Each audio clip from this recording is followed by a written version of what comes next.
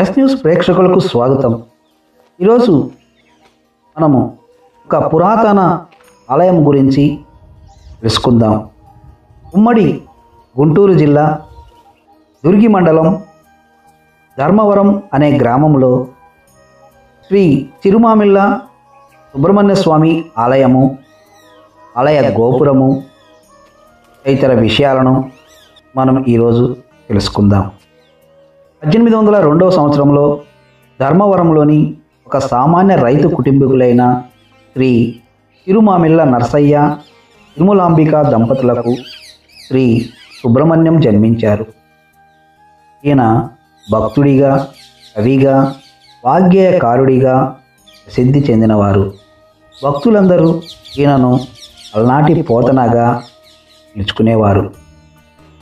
వీరు రాసిన విలువైన కావ్యాలలో శ్రీకృష్ణ లీలామృతం, గజేంద్ర మోక్షం, ఆంజనేయ ప్రబోధం, అందార్థ ధనువులు వంటి ఎన్నో ఆధ్యాత్మిక గ్రంథాలు ఉన్నాయి.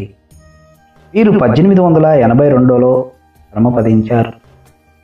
శ్రీ చిరుమామిళ్ళ సుబ్రహ్మణ్య స్వామి ఆలయము గోపురాన్ని లక్షల రూపాయలతో నిర్మించారు. అప్పటి నుండి ఈ గ్రామంలో ప్రతి సంవత్సరము ఆరాధనోత్సవాలు నిర్వహించనున్నారు.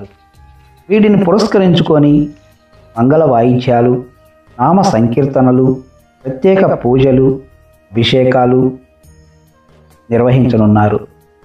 భక్తుల విరాళాలతో మధ్యాహ్నం నుండి రాత్రి వరకు ఏకదాటిగా భారీ అన్నప్రసాద వితరణ నిర్వహించనున్నారు. ఈ సందర్భంగా పలు సాంస్కృతిక కార్యక్రమాలు నిర్వహించనున్నారు. ఈ ఉత్సవాలకు పలువురు ప్రముఖులను తీసుకుని వచ్చి వారిని సన్మానించడం జరుగుతూ ఉంది. ఈ ఆలయంలో స్వామివారి 132వ ఆరాధనోత్సవాలు 2014 జనవరి 24, 25లలో ఘనంగా నిర్వహించారు.